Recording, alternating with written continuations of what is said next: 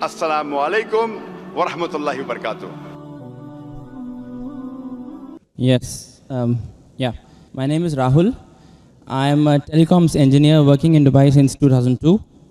I want to ask a few questions. Coming from my background, I think religion is something that following that, you're saved from having problems in your life. Yeah. My first question is, I recently read a report by a doctor saying that because of marriages in first cousins in Islam, it leads to a higher probability of the fetuses being born as handicaps. Yeah, it increases the probability of the babies born without hands or without legs. So if it was something that could potentially cause harm, it should not have been allowed in Islam. Another point I would like to add to the same question is, recently I suffered a little bit of a BP, and I went to the doctor, and the first thing he said to me is that stop eating red meat, which is again allowed in Islam. So I would think that if these things could be harmful to the human body, these should not have been allowed by who has created us. So if you can clarify me on that. The brothers asked two questions. The first question that is talking about consanguineous marriages. Consanguineous marriages means marriage between close relatives. In English it's called as consanguineous marriages. And in consanguineous marriages, medical science tells us today, there are high chances of genetic problems. And I do agree with the brother. Yes. So why does Islam permit that? Yes. It's clearly mentioned in the Quran in Surah Nisa chapter number 4, verse number 22 to 24, the woman who you can marry and the woman who you cannot marry is mentioned there. Amongst them, it's clearly mentioned you cannot marry your sister and a lady cannot marry the brother. It's mentioned. Neither the father, neither the mother. You cannot marry the brother of your father, the ladies, and you cannot marry the sister of your father. That means the important close relatives are mentioned in the Quran. Brother, sister cannot marry, son and mother, father and daughter, paternal uncle, maternal uncle can't marry. But as far as first cousins are concerned, Islam does give permission. Now, as far as consanguineous marriages are concerned, the maximum problem comes when you marry your direct blood brother and sister. Consanguineous marriage. Even if you marry your direct father, daughter, mother and son, or your uncle, the chances are also there if you marry your first cousin, but it's negligible, very negligible. So no, Islam... That's not what the report said. The report said that because of marriages in first cousins, not your brothers and sisters, it leads to this problem. And it was from a doctor. It was published in Gulf News as well, actually. Brother, let me complete. Even I am a doctor. Okay. Fine. Even I am a medical doctor. Yeah. It means medical doctor with that doctor. Yeah. The chances in direct relatives are very high. Yeah. If a sister and brother marry, the chances are very high. Yeah. If a father and daughter are very high. You have read only one report, you haven't read the other report. Yeah. So you only read Gulf News, I read medical books. So Gulf News is better or medical books is, brother? Right, so your point is marrying in first cousins, the chances of getting problem is negligible. As compared to brother and sister. As compared to. Yes, as compared to. But still there is a... Brother, will you let me complete my answer? Or? Sorry, yeah, please. So you have more faith in Gulf News? No, not really. I'm here to find the truth. That's right. So what do you realize? That consanguineous marriage, and I agreed with you. I didn't say it's not there. Yeah. So I'm not trying to beat around the bush.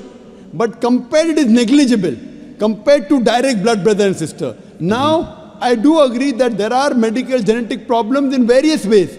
But this report is there when you have continuously generation after generation. According to Dr. Ahmad Sakari says, the Prophet said, do not marry first cousins generation after generation. If you do it once or twice, it is no problem. Yet, even if you marry not cousins also, you can get a problem. Do you know that? Yeah, that. So that doesn't mean that you stop marriage only. Right, so there is a hadith which says that do not do it generation after generation. Yes, but otherwise generally there's no problem.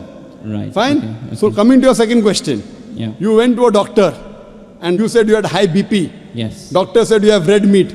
Yes. So why does Islam allow red meat? Yes. You know, my friend went to a doctor and doctor said you have diabetes, don't have sugar. Brother, why do you have sugar? Right. Why? Don't have sugar. My friend went to a doctor, doctor said you have diabetes, don't have sugar. Brother, do you have sugar? Yes, of course. Why you have sugar? Stop having sugar. Yeah, but we can live on vegetables, easily possible. Can you live without having sugar? can you live without having sugar? Even vegetarians have sugar, brother. Yeah. Are you educated?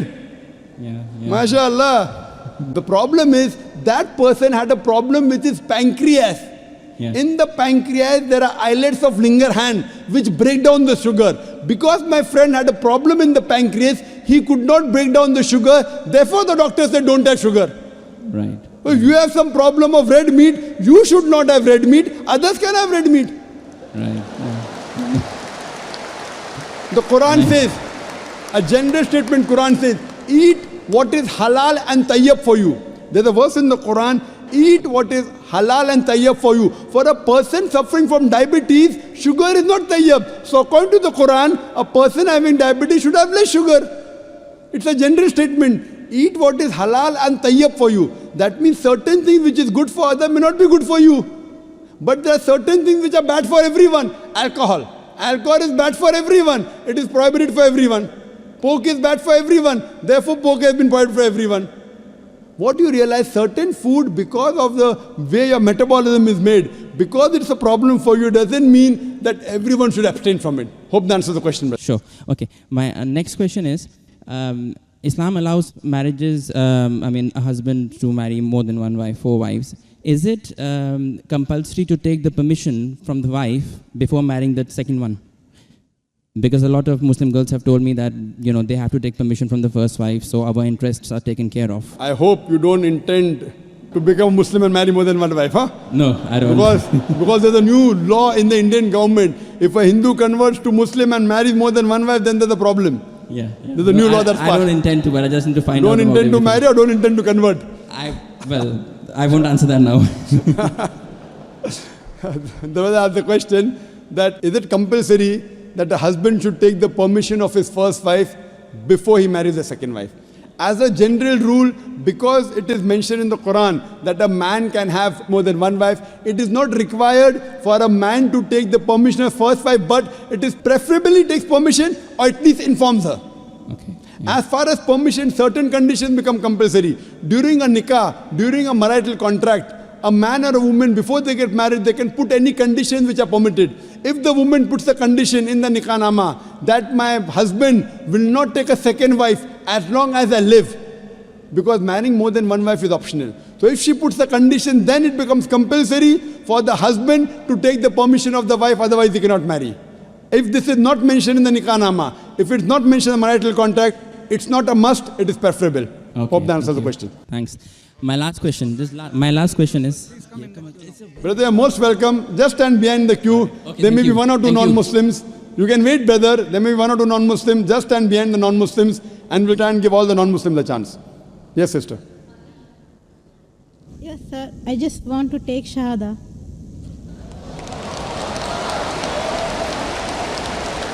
MashaAllah. The sister who asked the question earlier, and I believe you're a Hindu sister? Yeah, I'm Hindu. Yes, the sister who had the earlier question, MashaAllah, Allah gave her hidayat and she wants to accept Islam. I want to ask you, sister, do you believe there is one God? Yeah, I believe in Do you one God. believe that Almighty God has got no images? Yes, sir, I believe. Yes, and you believe that there's no one to worship besides Allah? Means? Do you believe that there's no God but Allah? Yeah, I believe Allah is the great. Do you believe Prophet Muhammad is the last and final messenger of this God? Yes, I believe. Inshallah, I'll say in Arabic and you repeat it, sister. Ashhadu. I'll say in Arabic and you repeat it, sister, slowly. Okay. Ashhadu. Hashadu. Allah. Allah. Ilaha. Ilaha. Illallah. Illallah. Wa ashhadu. Washadu. Anna. Anna. Muhammadan. Muhammadan. Abduhu. Abdu. Wa rasuluhu.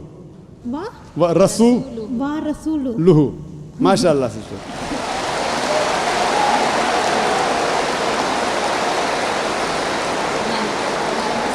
Sister, I'll just say the translation.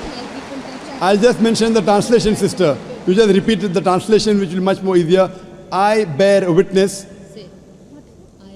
I bear witness. I bear witness That that there is no God there is no God but Allah, but Allah, and Prophet Muhammad and Prophet Muhammad is is the messenger the messenger and servant of Almighty God.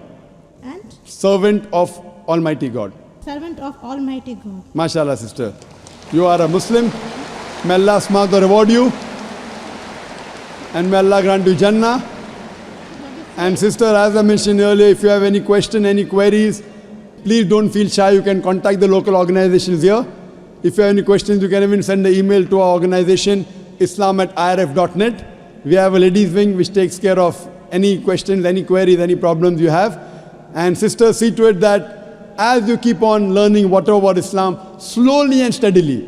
Main thing is Iman, believing. The practice keeps on coming slowly and steadily. Whatever you learn, you can ask questions, you can keep on following, and slowly, inshallah, you can keep on following all the trends of Islam.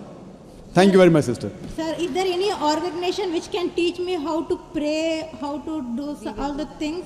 I'm sure there is an organization, Darul Bir. The organization I know in Dubai, Darul Bir. I'm sure there are lady organizations. And I think there's Sister Yasmin, who is the wife of my friend Brother Najmuddin. Surely Sister Yasmin would be somewhere in the ladies wing.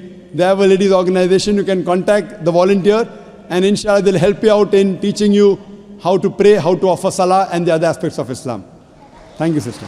अस्सलामु अलैकुम वरहमतुल्लाहि वबरकातुहू। नाज़रीन के सब उम्मीद करता हूँ कि आप सब लोग ठीक ठाक होंगे, खैर खैरियत से होंगे।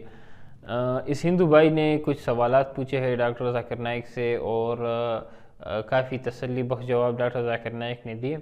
पहला सवाल इनका ये था कि इस्लाम अपने जो क्लोज़ रिलेटिव होते हैं उनसे शादी करने की इजाज़त देता है, यानी कज़न और चचा की बेटी, ये जो रिश्ते हैं, या खाला की बेटी, इनसे शादी करने की इजाज़त देता है। हालांकि डॉक्टर ये कहते हैं कि इससे बीमारियां फैलने की और मतलब माजूर बच्चे पैदा होने की और इस तरह की बहुत से मसले बन जाते हैं और उनके बहुत ज़्यादा इम्कानात होते हैं। तो इसके बारे में आपकी क्या राय है? इसके जवाब में डॉक्टर जाकिर नाइक तफसील से जवाब देते हैं और कहते हैं कि इस्लाम में जो बहुत क्लोज़ के रिलेटिव होते हैं, जैसे भाई बहन का आपस में रिश्ता, या फिर जो है बाप बेटी का या खाला के साथ रिश्ता, इससे मना किया गया है। इसमें अगर आप शादी करेंगे तो इससे काफ़ी ज़्यादा जो है नुकसान होता है। दूसरी बात ये कि कज़न से शादी करना और चचा की बेटी, खाला की बेटी, इससे शादी करने में भी नुकसानात होते हैं, लेकिन वो कम होते हैं। अगर आप एक आध दफ़ा करते हैं तो उससे इतने इम्कानात नहीं होते बीमारियां फैलने की या माजूर बच्चे पैदा होने की। हाँ, अलबत्ता अगर आप मुसलसल इसी तरह करते जा रहे हो कि चचा के बेटे और इसी तरह के पूरे ख़ानदान में ही सारी शादियां हो रही होती है, तो इससे जो है फिर बीमार बच्चे और माजूर बच्चे पैदा होने के चांसेस काफ़ी ज़्यादा बढ़ जाते हैं। इस्लाम ने जहाँ तक इसकी इजाज़त दी है तो वो कंपल्सरी इसको नहीं किया गया कि आप ज़रूरी है कि आप अपने ख़ानदान में भी शादी करें। आप जो है कहीं पर भी शादी कर सकते हैं, और बल्कि अहादीस में ये भी आता है कि आप ज़्यादा शादियां ना करो अपने ख़ानदान में। इससे मना भी किया गया है एक तरह, लेकिन 100% इससे मना नहीं आया कि आप बिल्कुल कर ही नहीं सकते। हाँ, अलबत्ता तलकीन दी गई है कि आपने ज़्यादा ये नहीं करनी।